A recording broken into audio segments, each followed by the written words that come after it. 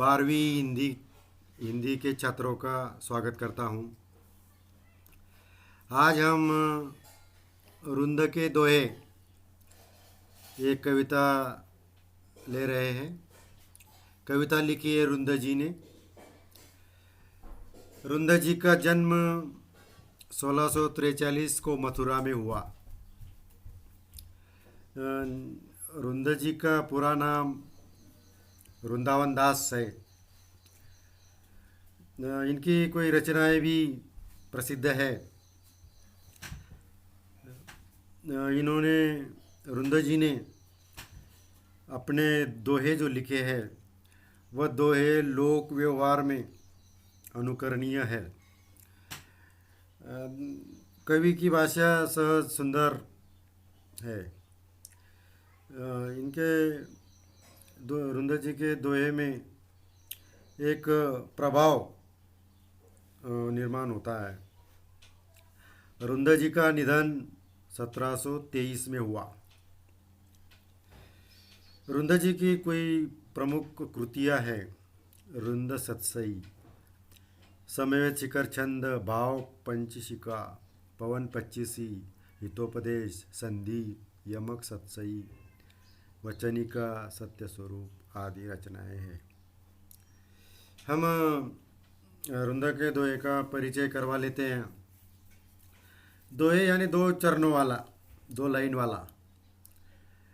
यहाँ इन्होंने अपने जो दोहे लिखे हैं वो बहुत ही महत्वपूर्ण है। रुंद जी के दोहे दो लाइन वाले हैं। उसका सारांश बता देता हूँ। कविता शुरू करने के पहले इस कविता का सारांश पहले बता देता हूँ। प्रस्तुत दोहे में कवि ने कोई नीतिपरक बातों की सीख दी है। इन्होंने बताया है कि विद्या रूपी धन खर्च करने से या बांटने से, विद्या रूपी ज्ञान देने से वो बढ़ता है। और मन की आँखें जो होती है वह सच झूठ बातें बताती है। और उन्होंने व्यवहार का उदाहरण दिया है। जितनी आमदनी उतना खर्च करना चाहिए, इसके लिए उदाहरण दिया है उन्होंने। जितनी चादर हो उतने ही पैर फैलाने चाहिए। मानो जितनी तुम्हारी आमदनी है उतना ही खर्चा करना चाहिए। कई बार व्यवहार में कोई लोग कपट लाते हैं। कपट से व्यवहार ठीक नहीं चलता है। कई बार मनुष्य या समाज में कोई लोग बड़ा गुणों के कारण बड़प्पन लेते हैं।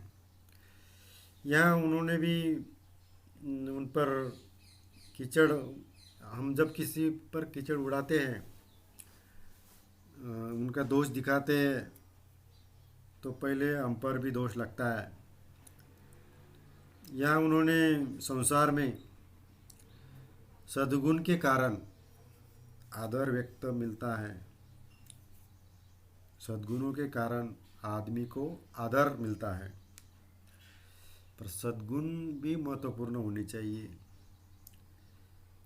कवि रुंद ने यहाँ दोहे में पाठकों को व्यवहारिक अनुभव से परिचित करने का पूरा प्रयास किया है और जीवन का सच्चा मार्ग दिखाया है।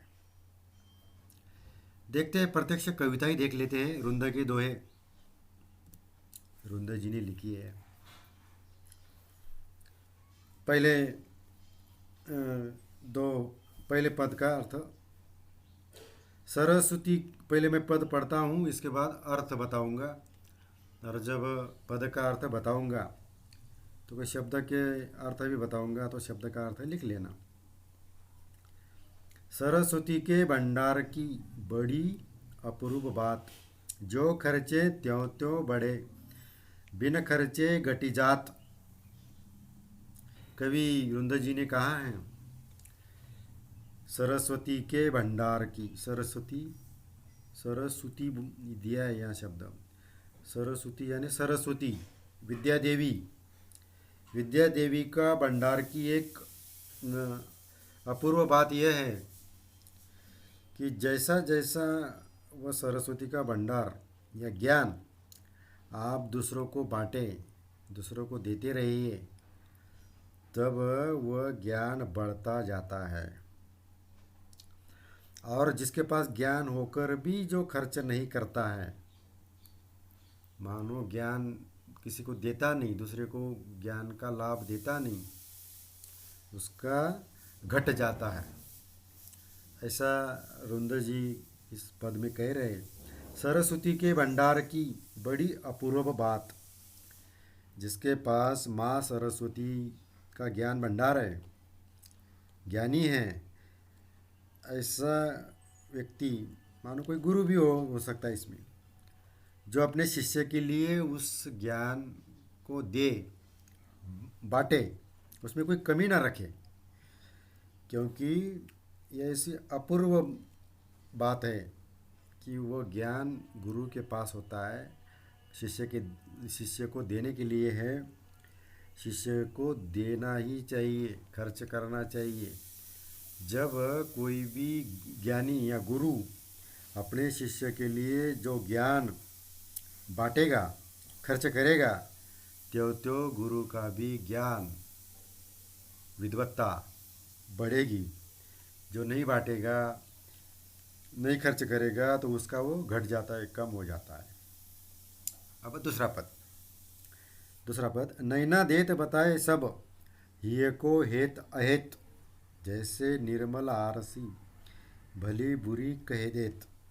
नैना यानी आँख, आँखों ही आँखों द्वारा इशारा होता है। कभी आँखें टेढ़ी करने से बात अलग अर्थ होता है, कभी नीचे आँख करने से शर्माता है या कोई बात छिपाना होता है। मानो आँखें ही, आँख का इशारा से ही सब कुछ बातों का पता चलता है। नैनू ही सौ बात, ये पिछले सिलेबस में कविता थी। नैनू यानी आँख, नैनू ही सौ बात, आँखों की 100 बात, ऐसा वो कविता का नाम था पिछले सिलेबस में। अब ये नया सिलेबस है, इसमें अलग है। नैना देत बताए सब, आँखें सब बता देती है। ही को हेत अहेत, हेत यानी हित, अहेत हानि।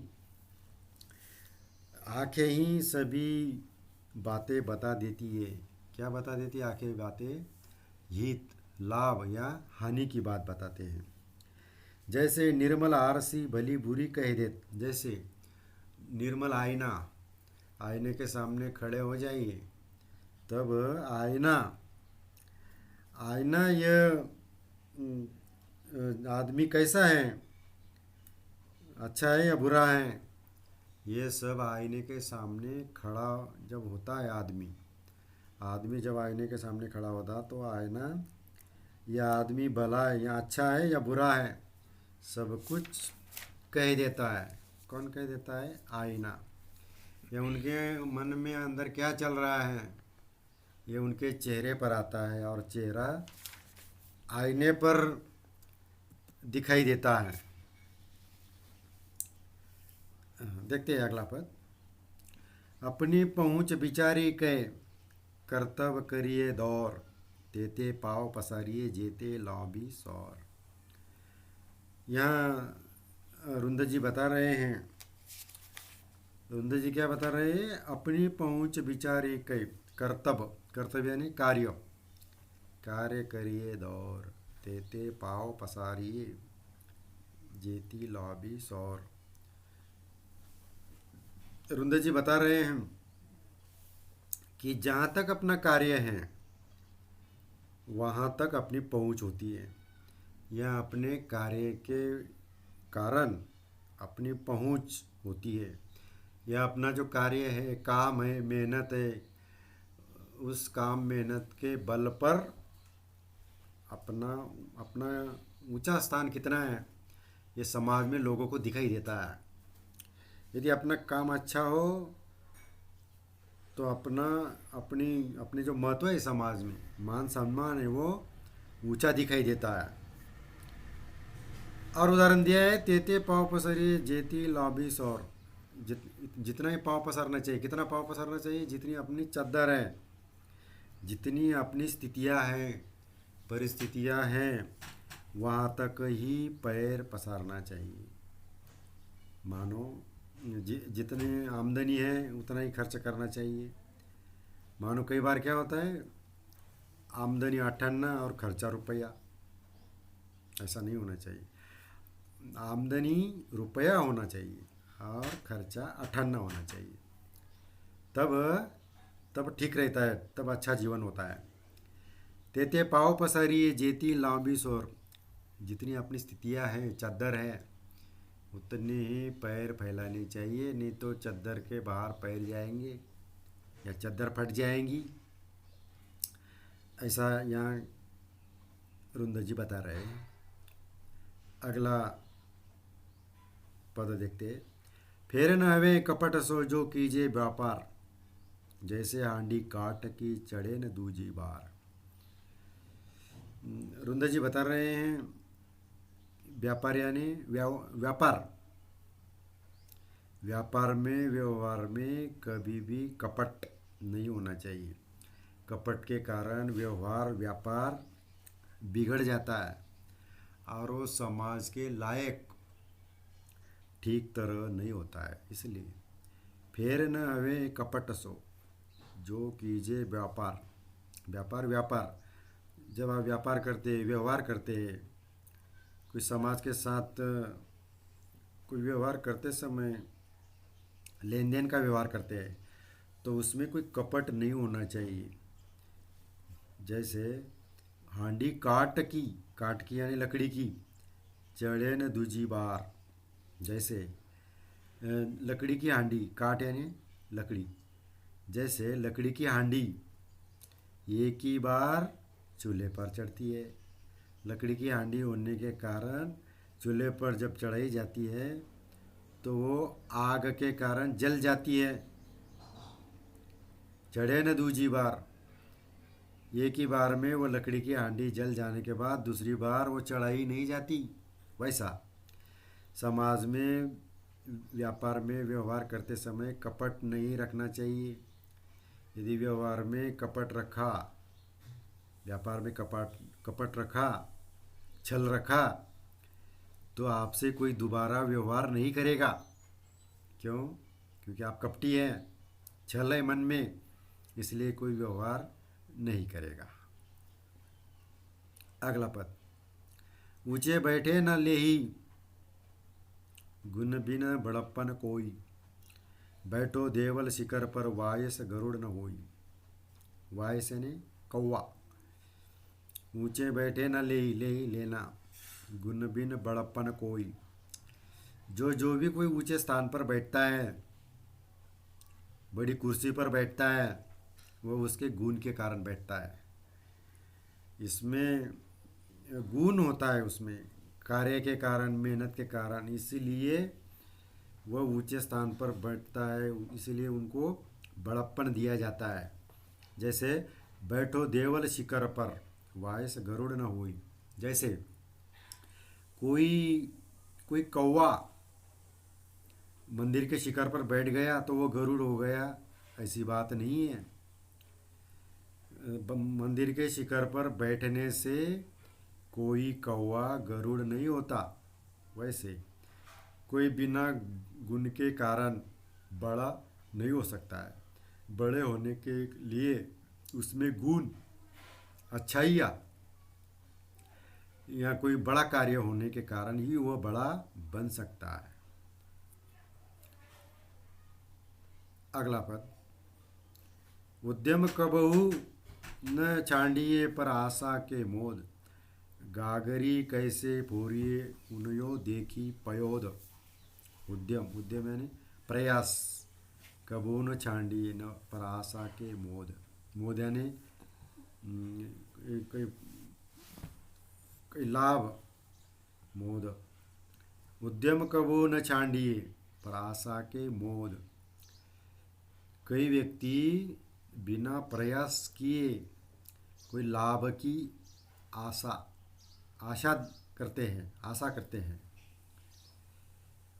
बिना प्रयास किए कोई लोग समाज में कोई कोई मिलने की पाने की आशा करते हैं, कोई लाभ उठाने का प्रयास करते हैं। जैसे गागरी कैसे फोरिए उन्हें देखे पयोद, पयोद यानी बादल। जैसे कोई बादल बरसात लेकर आता है, तो बरसात लेकर आता है तो बरसात पहले धरती पर आने देनी चाहिए। तो कई बार क्या होता है, गागरी कैसे फोरिए, कई बार क्या होता है मिट्टी का घड़ा, गागर, गागरी मिट्टी का घड़ा। तो कोई लोग वो बर जो बादल बरसात लेकर आया है, वह बरसात आने के पहले ही मिट्टी का घड़ा खाली कर रखते हैं। ऐसा नहीं होना चाहिए।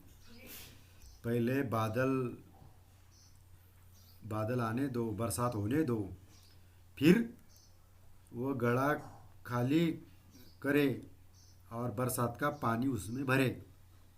ऐसा होना चाहिए। पहले ही नहीं, पहले ही घड़ा खाली नहीं करके रखना। जब बरसात का पानी आए धरती पर, तभी घड़ा खाली करके वो पानी उसमें भरना चाहिए।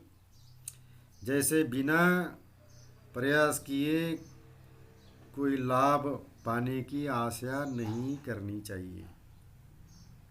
अगला पद,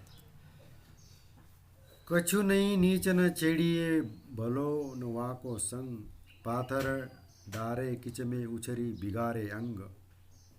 कछु कोई नीच न छेड़िए, नीच बुरा गुण वाला, जो अच्छा नहीं है, नीच बुरा बुरा आदमी, बुरा आदमी को कभी नहीं छेड़िए। भलोन वाको संग, उसका संग भी नहीं करना चाहिए। भले आदमी ने बुरे का कभी भी संग नहीं करना चाहिए। तो उस बुरे को, नीच को, नीच यानी नीच का अर्थ है बुरा, उस बुरे का कभी संगत नहीं करना चाहिए, उसको कभी छेड़ना नहीं चाहिए, उसके साथ कोई संबंध नहीं रखना चाहिए। जैसे पाथर डारे कीच में उछरी बिगारे अंग। जैसे कोई कीचड़ है, पाथर यानी पत्थर, जैसे कीच यानी कीचड़, जैसे कोई कीचड़ में कोई पत्थर डालने से, या आप खुद, यदि खुद आप कोई कीचड़ में पत्थर डालने से पहले कीचड़ अपने ही शरीर पर उड़ेगा। उछरी बिगारे अंग, जैसे कीचड़ में पत्थर डालने से पहले ही अपने शरीर पर उड़ता है या लगता है, वैसे ही किसी बुरे आदमी को छेड़ने से, उसके साथ संगत करने से पहले वो हम पर आता है, या उसके बुरे गुण बुराई हम पर लगती है। हम पर लगने से हमें भी लोग बुरा मानते हैं। इसलिए कभी भी नीच आदमी की, बुरे आदमी की संगत नहीं करना चाहिए, उसको छेड़ना नहीं चाहिए। उसको छेड़ेंगे, संगत करेंगे तो जैसा कीचड़ में पत्थर डालने से कीचड़ हम पर उड़ता है, वैसा वो अपने साथ जुड़ेगा। कौन? बुरा आदमी। अगला पद, जो पावे अति उच्च पद ताको पतन निदान, जो तपी तपी मध्यान्ह लो अस्तु होतु है बान। जो पावे अति उच्च पद, जो कभी भी समाज में उच्च पद पाता है, ताको पतन निदान, जो जो भी कोई उच्च पद पाता है, उनको उस पद पाने के लिए श्रम मेहनत करनी पड़ती है। पतन, पतन यानी उनको बहुत मेहनत करनी पड़ती है, उसको तो श्रम करना पड़ता है, तभी उसको कोई ऊंचा पद, ऊंचा स्थान मिलता है। जो तपी तपी मध्यान्ह लो अस्तु होतु ए बान। जैसे सूरज भी सुबह से, सुबह ठंडा होता है, दोपहर तक, मध्यान्ह यानी दोपहर 12 बजे तक बहुत तपता है, बहुत तपता है दोपहर से। और शाम को धीरे धीरे धीरे धीरे सूरज ठंडा होता है। अस्त के समय सूरज ठंडा होता है, अस्त के समय शांत होता है, और दोपहर में ज़्यादा तपता है। ऐसे तपने के बाद उनको शाम को उनको ठंडापना लगता है। जैसे आदमी भी जीवन भर या दिन भर में या मेहनत करता है, श्रम करता है, पर उनको उनका फल शाम को ही मिलता है, या श्रम करने के बाद ही एक दिन उनको फल मिलता है। वैसे सूरज दिन भर तपता है और अस्त होते समय ठंडा होता है। आगे का पद, जो जाको गुण जानई सो ती आदर देत, कोकिल अम्बई लेत काग निबोरी लेत। या रुंदा जी ने कहा है, जो जाको गुण जानई सो ती आदर देत। या दोए जी रुंदा जी कह रहे हैं कि गुणों के कारण किसी को आदर मिलता है, सम्मान मिलता है। ते यानी उसे, कोई गुण तुम में है, अच्छे गुण, कोई कार्य करने की शक्ति है, पावर है, ज्ञान है, तो आपको आदर जरूर मिलता है। जो जाको गुण जान, तुम्हारे में जो गुण है वह गुण जानकर लोग तुम्हें आदर सम्मान देते हैं। जैसे कोकिल अम्ब ही लेत, अम्ब यानी आम, काग निबोरी लेत, निबोरी यानी नीम का फल।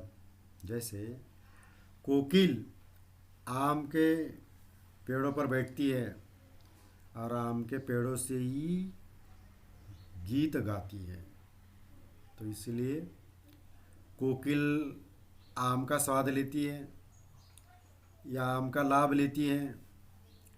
काग निबोरी लेत, काग यानी कौवा, कौवा ये निबोरी यानी नीम के फल पर बैठता है, इसीलिए कौवा नीम के पेड़ का लाभ लेता है। और कोकिल अमराई में आम के पेड़ों पर बैठती है, गीत गाती है, इसीलिए वो कोकिल आम के पेड़ों का आम का लाभ लेती है। जैसे जो जिसमें जो जो गुण हो, वो गुणों के कारण उसको आदर, प्रेम, सम्मान, मान मिलता है। अगला पद, आप अकारज आपनो करत कुबुद के साथ, पाए कुलाड़ी आपने मारत मूर्ख हाथ। यहाँ दोहे रुंदा जी बता रहे हैं इस दोहे में, आप अकारज आपनो करत कुबुद के साथ, कुबुद कुबुद्धि, बुरी बुद्धि करते आप, बुरी बुद्धि के कारण अकारज अकारज अकारण अपने आप को पछतावा करना पड़ता है।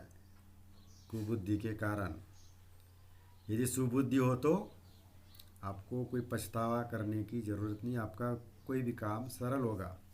पर यह कुबुद्धि के कारण क्या होता है, पाए कुलाड़ी आपने मारत मूर्ख हाथ।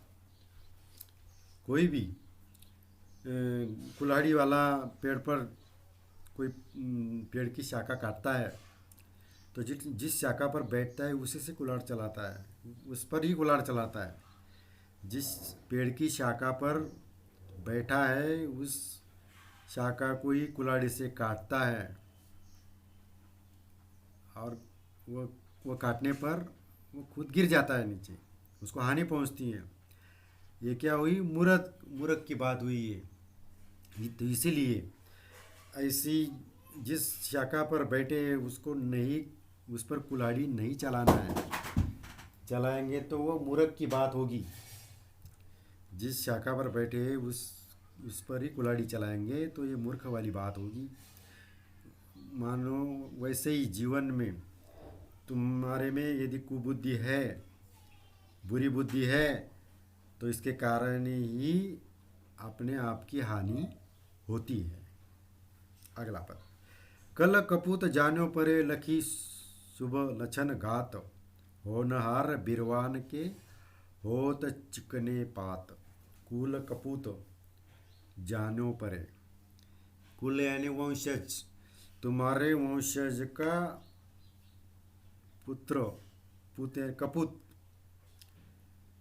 यदि पुत्र सुपुत्र निकला, कपूत नहीं निकला, कुल कपूत जान्यो परे, लखी शुभ लक्षण घात। यदि तुम्हारे कुल का सुपुत्र निकला तो लाभ लखी शुभ लक्षण घात। यदि तुम्हारे कुल का कपूत सुपुत्र निकला, कपूत नहीं बना, सुपुत्र निकला, तो वह तुम्हारे परिवार का या कुल का गीत गाता है। वह तुम्हारे कुल के लिए शुभ, शुभ यानी शुभ, शुभ माना जाता है।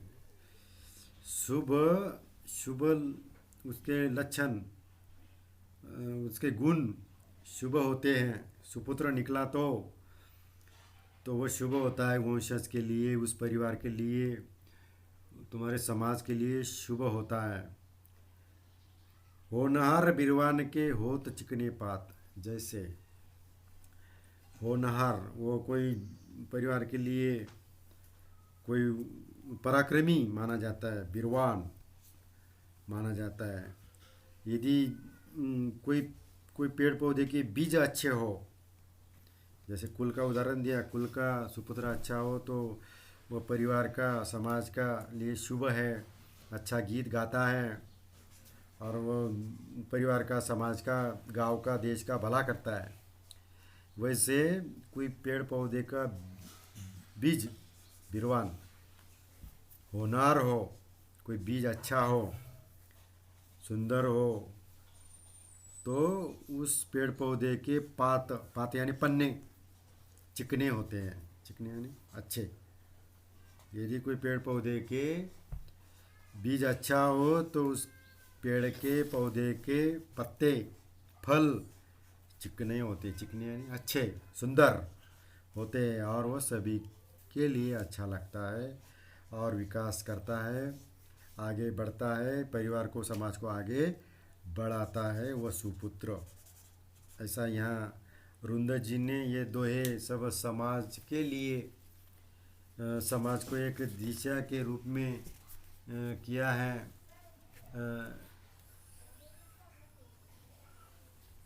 और यह कविता ख़त्म हो गई है। धन्यवाद। आगे पढ़ते रहना कविता, पढ़ाई की तैयारी भी करते रहना।